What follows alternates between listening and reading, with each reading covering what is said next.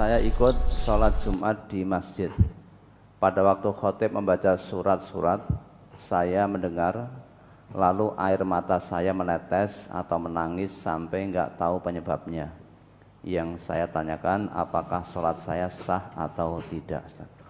Insya Allah sholatnya sah, nangis tidak membatalkan sholat, ya, juga tidak membatalkan puasa. Ya, insya Allah sholatnya sah. Cuma saya ingin tanya, biasanya orang sholat terus nangis itu tahu arti, paham maknanya.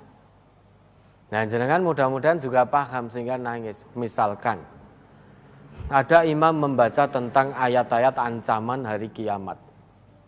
Misalkan fa idza ja'atis shakhah yauma yafirrul mar'u min akhihi wa ummihi wa abihi wa sahibatihi wa bani.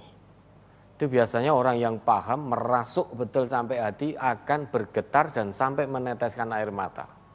Bagaimana tidak? Jika datang hari kiamat, semua orang yang kita cintai, anak kita, pasangan hidup kita, orang tua kita, handai tolan kita, kerabat kita, semuanya akan pergi meninggalkan kita dan kita pun akan meninggalkan mereka.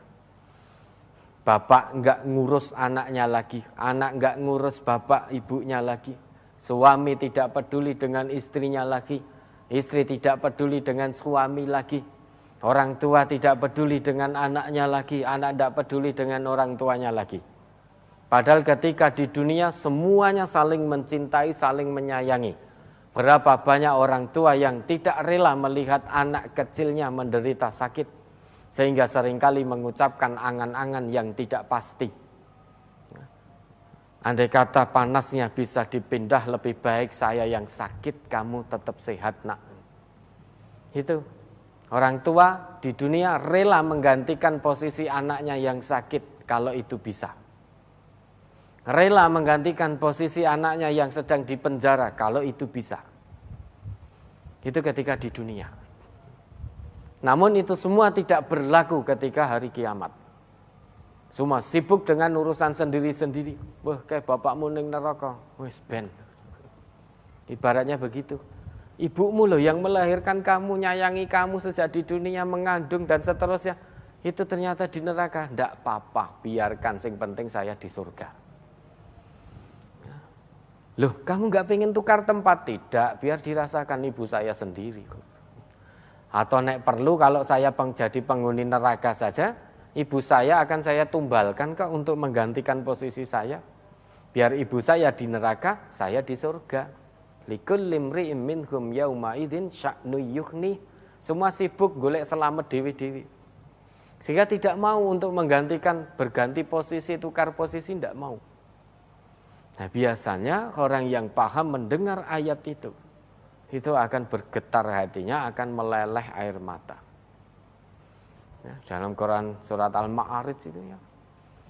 Yauma takunus sama'u kal muhal wal jibalu kal aihin wala yas'alu hamimun hamima yubassarunahum yawaddul mujrimu law yaftadi min adzabi yauma idzin bibani.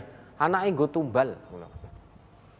Seorang pendurhaka pada hari itu nanti, dia harusnya di neraka, namun karena tidak tahan dan tidak kuat, dia tidak peduli lagi. Dia akan tumbalkan semua anaknya. Dijadikan bahan tawar-menawar kepada Allah. Ya Allah, ini anak-anakku semua yang aku cintai ketika di dunia, ya Allah. Yang aku lindungi ketika di dunia, ya Allah. Yang aku turuti semua kemauannya di dunia, ya Allah. Asal anak-anakku senang. Nah, sekarang aku di neraka, ya Allah. Sekarang anak-anakku yang dulu aku cintai, seret ke neraka semuanya tanpa sisa, ya Allah. Untuk menggantikan posisiku. Masukkan anak-anakku ke neraka, angkat aku ke surga. Loh, ini anakmu, enggak apa-apa ya Allah, saya enggak peduli. Ternyata enggak bisa. Tambah ya Allah, kalau enggak bisa tambah istriku, tambah pasangan hidupku, tambah suamiku. Dan seterusnya, sehingga sampai akhirnya tetap tidak bisa. Sudah semua manusia di muka bumi ini ya Allah, seret semua masuk ke neraka, hanya saya yang selamat dari neraka. Wes tambah edan, tambah gak karuan. Sehingga orang semua di muka bumi yang gak kenal juga mau dia tumbalkan untuk menggantikan posisinya. Biasanya kalau mendengar ayat-ayat itu, bagaimana kiamat itu memutus semua ikatan.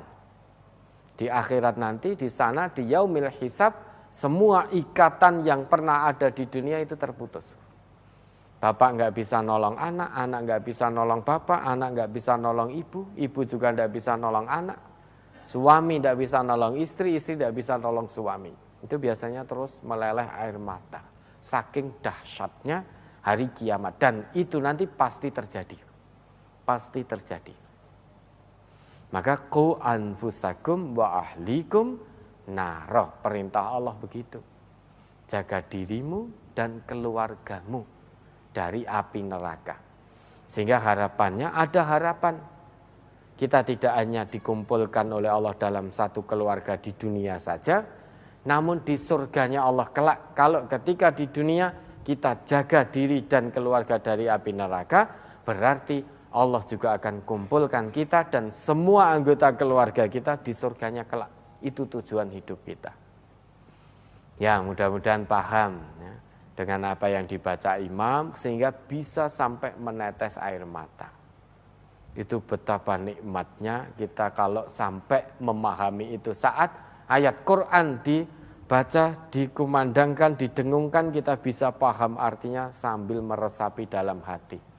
Maka yang namanya wajilat qulubuhum, bergetar hatinya itu karena paham. Hatinya bisa bergetar langsung nyambung kepada Allah. Tanpa terasa terkadang merinding. Terkadang merinding. Jadi langsung kontak hatinya, ingat kepada Allah. Itu bergetar hatinya, bisa sampai getaran itu sampai meneteskan air mata. Ya, maka pahami Al-Quran dan amalkan. Ada lagi? Sudah cukup.